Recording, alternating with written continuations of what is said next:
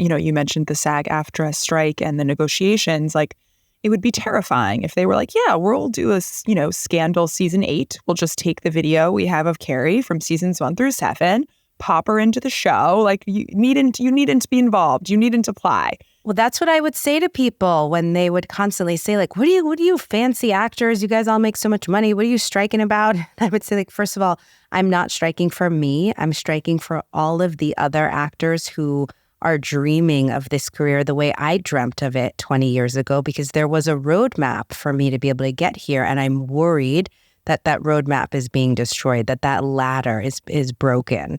But also, they could make a Scandal movie without me and not pay me, right? If we don't protect ourselves, there could be a Scandal movie utilizing all 7 seasons, bring the actors back through AI. And I think if that's going to happen, then I need to have some consent. I need to have some compensation. I'd like to have creative input and approval. Because also, as an actor, one of the things that makes me nervous is like, okay, so Kerry Washington played Olivia Pope.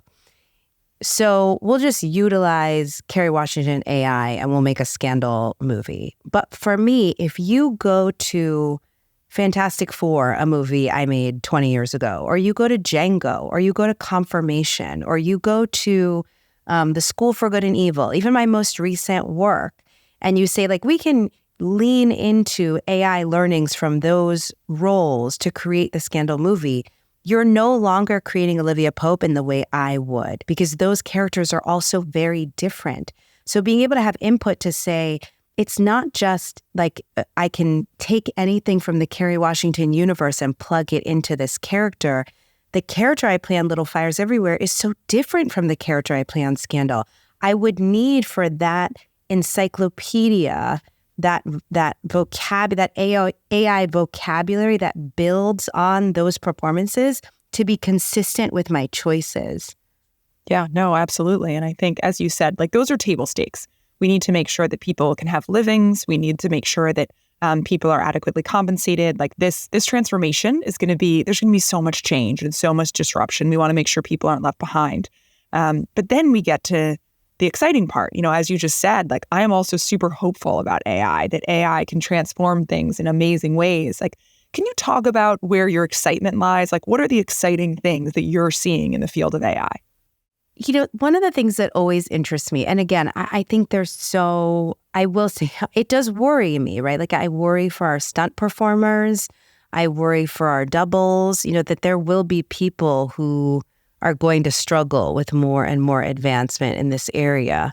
But the thing about technology that I'm always drawn to is how it can democratize things, right? Like how it can give access to people at all different class levels and socioeconomic backgrounds access to similar ideas. So a lot of the companies that I invest in or the interests that I have in technology are geared toward this idea of like, I was this little girl growing up in the Bronx who somehow wound up living in Beverly Hills. And I want to make sure that people's access and ability to enjoy life is not determined by the zip code that you're born into. Because I see the gap between the zip code I was born in and the one I live in today. And I want there to be more equality and equity in how people are able to access things, especially given where we are with technology. So I think there's some of that with AI, right? Like I think about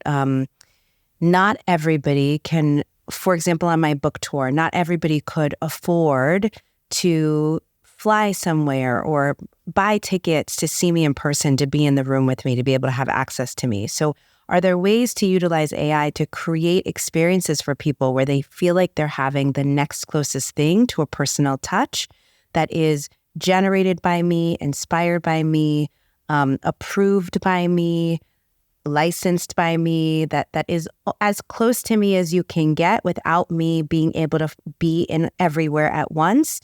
That's the kind of thing that I get excited about AI creating, an opportunity for people to be in places and experience things that they maybe would not have the ability to otherwise.